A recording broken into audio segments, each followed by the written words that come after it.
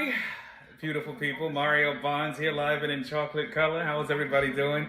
This is going to be the only time that I speak about this unique experience that I've kind of been having in my life.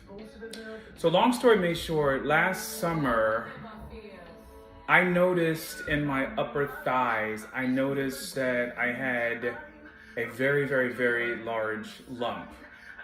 Didn't know what it was. Sometimes I shave in my upper thigh area on the sides, that's it. And I thought maybe it was like, some sort of irritation thing because of that. So I ignored it. This was like June of 2020. I ignored it. July of 2020, it got bigger. I still ignored it. And then come October, I couldn't ignore it anymore. So I went to the doctors. They did an examination, and I was told that I would need to be scheduled for a biopsy to find out really what is going on. So of course, when you find a lump anyways, it scares you because you don't know what's going on. So long story made short, I went and I got a biopsy in November of 2020, and they came back and diagnosed me with something called Kaposi Sarcoma. And obviously that scared me because that's a cancer. Told that you had cancer, and it, I'm the healthiest guy you could think of. I'm a vegan, I work out all the time, but I'm smart enough to know that environmentally or genetics, anything can play a role as to whether someone ends up with cancer. And so this particular cancer is interesting because you have to fit certain category in order to get it. Typically, Kaposi Sarcoma shows up when people are HIV positive. They ran all the tests. I'm a very safe person. I am not HIV positive. Or people who have had organ transplants get it. I haven't had an organ transplant. Oftentimes, people who have been born in Africa get it. I wasn't born in Africa. Or Middle Eastern white Jewish individuals typically get Kaposi Sarcoma. So the cancer doctor is super confused because they're running all the immune system tests. This is a cancer that, for me, it's attacking my lymph nodes, right? It's not in any of my organs, jumping ahead, but it's attacking my lymph nodes, so to speak. And it left them floored because it's like, we don't know how to treat you, because normally what they would do for an HIV patient is they would give them antiviral drugs, i.e. HIV drugs, and normally that would help suppress whatever the Kaposi Sarcoma is. And normally it, there's no real cure for it, but normally it recesses with just simple drugs like that.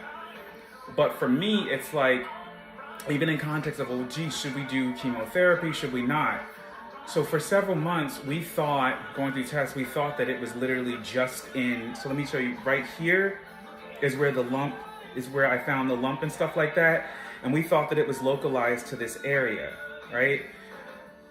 Then I went and had the PET scan, which is a scan where they put radioactive sugar in your body. You have to wait for an hour for it to take hold. And then they put you in this CT scan where it scans your entire body. And the whole point is that cancer cells supposedly love sugar. So on this full body scan, once they put the radioactive sugar inside you, that is, I'm sorry, I'm going to have to keep the music going because that's interesting to me. I'm listening to My Eyes, My Life, my single that's out right now, just because I can, because it's My Eyes, My Life. So cancer is one of the things I'm going through, so we're talking about it. Listen to the single if you want to. But yeah, this is the only time I'm going to talk about me having cancer. So let's talk to Alexa again. Alexa, play My Eyes, My Life by Mario Bonds. So it's like, at this point, we're in maybe December of 2020. We're in December of 2020, where now it's like the mother of scans. All of this is called staging to see how far it was.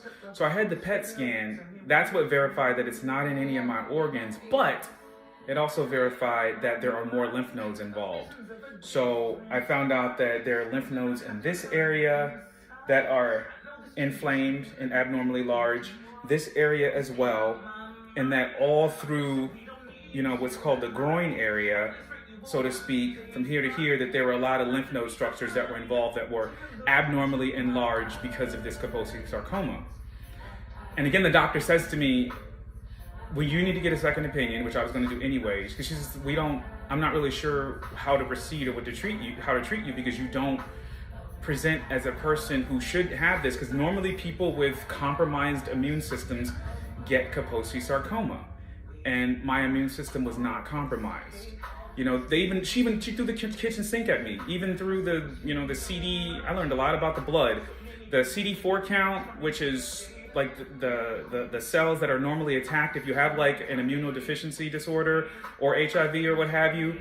Those numbers were checked to see whether or not my immune system was strong. You know, and with that, it's like the numbers are supposed to be between 500 and 1500. And I was solid at 750. And so the interesting part about this whole thing is that I never get sick. I haven't had a cold since I was 12 years old. So for this to show up, the doctor's floored, I'm floored, none of it makes sense. Things are stable, in the sense that large lymph nodes are there from test after test after test. So a second opinion was scheduled, so to speak, with a different doctor. Many pathologists confirmed that, yeah, this is definitely